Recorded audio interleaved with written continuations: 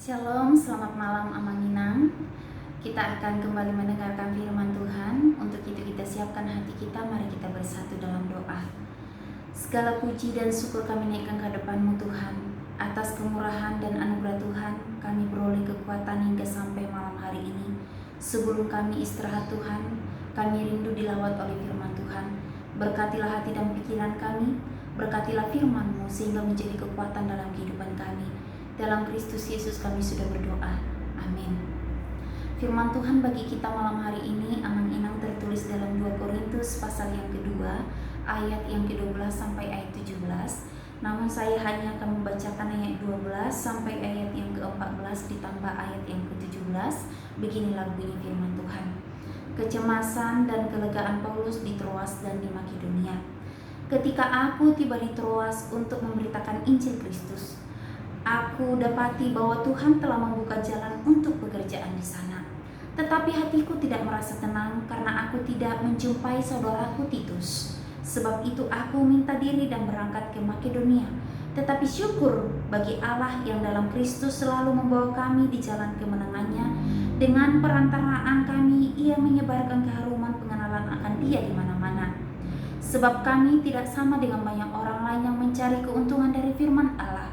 Sebaliknya, dalam Kristus kami berbicara bagaimana mestinya dengan maksud-maksud murni atas perintah Allah dan di hadapan Allah. Amanginang yang dikasihi oleh Tuhan Yesus Kristus, tema firman Tuhan bagi kita malam hari ini adalah melayani dengan kemurnian hati. Menjalankan sebuah misi penginjilan tidaklah mudah, sebab banyak rintangan dan tantangan yang pasti akan dihadapi. Dan inilah juga yang dialami oleh Rasul Paulus dalam menjalankan misi penginjilannya ke daerah Troas. Ada saat perasaan tidak tenang dalam perjalanan yang dilakukan oleh Rasul Paulus, diceritakan dalam firman Tuhan ini, yaitu oleh karena dia tidak melihat Titus saudaranya di sana. Akhirnya untuk sementara dia mengalihkan perjalanannya ke Makedonia. Dan perlu kita perhatikan amanginang yang dikasihi Tuhan Yesus Kristus, bahwa dalam hal ini Rasul Paulus bukan menyangkal panggilannya. Dengan menarik diri sejenak untuk menenangkan hati, Rasul Paulus sesungguhnya ingin mempersiapkan hatinya lebih sungguh-sungguh dalam memasuki pelayanan di daerah Troas. Karena mungkin dia sendiri tahu bagaimana kehidupan orang-orang yang ada di sana. Dan mungkin dia tahu tantangan seperti apa yang akan dihadapi dalam menjalankan pelayanan penginjilan di Troas. Ia menyadari bahwa kesempatan pengabaran Injil adalah berkat Tuhan dan ia tidak mau memanfaatkannya untuk keuntungan diri sendiri. Perlu benar-benar mempersiapkan hati. Untuk itulah dia pergi ke Makedonia. Hal apa yang dapat kita petik dari firman Tuhan ini? Bahwa memang membawa nama Yesus bukanlah hal yang mudah. Apalagi situasi saat itu ada begitu banyak orang yang menentang kealahan Yesus. Barang tentu perlu bagi Rasul Paulus untuk memantapkan hatinya. Dan itulah sebabnya ia pergi ke Makedonia bukan untuk jalan-jalan, tetapi di sana Paulus benar-benar mempersiapkan hatinya. Dia memohon petunjuk Tuhan karena ada yang tidak beres di Troas. Dan dasar dari firman Allah yang telah mengutus dia, yang telah memanggil dia, kita melihat Tuhan benar-benar membuka jalan dalam pelayanan yang telah Paulus persiapkan. Kita lihat dalam ayat 14. Sehingga kedatangan Rasul Paulus akhirnya membuahkan hasil melalui pelayanan penginjilan yang dia lakukan. Di sisi lain, mereka menjadi berkat dan diterima oleh banyak orang. Tetapi sisi lainnya, mereka juga ditolak dan orang lain berusaha menyingkirkannya. Amanginang yang dikasihi oleh Tuhan Yesus Kristus, inilah rupa-rupa pelayanan penginjilan. Kita tahu bahwa Rasul Paulus melayani dengan hati yang takut akan Tuhan. Bukan untuk menyenangkan hati manusia, melainkan menyenangkan hati Allah. Bahkan dikatakan dalam ayat yang ke-17 ini bahwa mereka berbicara sebagaimana yang Tuhan kehendaki, bukan untuk mencari keuntungan diri sendiri dan bukan untuk mengejar laba. melainkan berdasarkan maksud-maksud yang murni atas perintah Allah dan kehendak Allah dalam pelayanan itu. Luar biasa. Jika orang lain menolak mereka, Rasul Paulus sama sekali tidak undur dari pelayanannya, melainkan karena memandang Allah, dia tetap maju melayani Tuhan.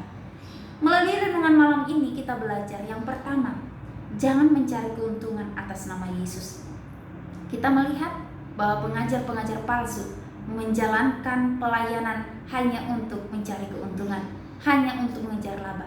Tetapi orang yang sungguh hidup takut akan Tuhan, bukan laba yang dipikirkan, tetapi yang dipikirkan adalah bagaimana supaya orang mengenal Kristus dalam hati mereka sehingga memiliki kasih dan beroleh keselamatan. Yang kedua, Tuhan pasti akan membuka jalan dan menyertai serta melindungi hamba-hamba Tuhan yang menjalankan pelayanan dengan sungguh-sungguh.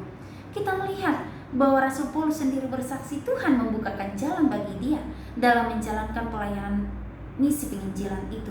Artinya memang Tuhan benar-benar memperhatikan kehidupan hamba-hamba Tuhan yang giat untuk melayani Tuhan.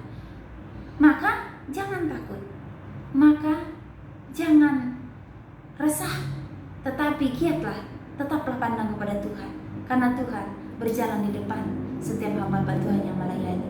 Yang ketiga, jujur melayani dan bersih dalam perbuatan.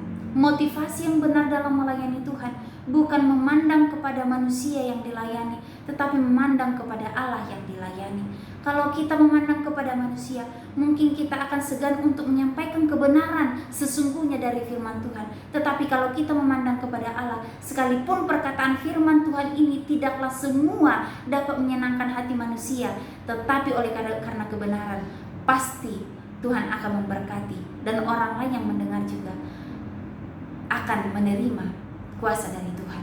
Yang keempat, terus teranglah memperkatakan firman Tuhan, meskipun karena kebenaran firman Tuhan kita dibenci. Dunia membenci Allah, maka dunia juga membenci orang-orang percaya kepadanya. Untuk itu amangan yang dikasih oleh Tuhan Yesus Kristus, jangan mundur dari hadapan Tuhan. Sekalipun oleh karena kebenaran firman Tuhan kita dibenci orang, ingat Tuhan akan selalu memberkati kehidupan kita oleh karena kebenaran itu sendiri. Kiranya firman Tuhan malam hari ini memberikan semangat dalam hati kita sebagai orang-orang yang percaya kepada Tuhan, sebagai pelayan-pelayan Tuhan. Mandat Allah bagi kita melalui amanat agung, beritakanlah, jadilah berkat bagi semua orang. Untuk itu, hiduplah melayani Tuhan dengan sepenuh hati. Hiduplah melayani Tuhan dengan sungguh-sungguh. Jadilah berkat, jadilah terang, dan jadilah garam. Itulah yang dikehendaki Allah melalui kehidupan kita orang percaya. Biarlah firman Tuhan ini menjadi berkat bagi kita. Amin. Mari kita bersatu dalam doa. Syukur kami naikkan ke hadapan-Mu Tuhan. Atas kemurahan Tuhan kami beroleh kekuatan dari firman-Mu. Biarlah Engkau Tuhan memberkati kami seperti Rasul Paulus yang dengan giat melayani Tuhan sekalipun dia dibenci oleh dunia karena kebenaran.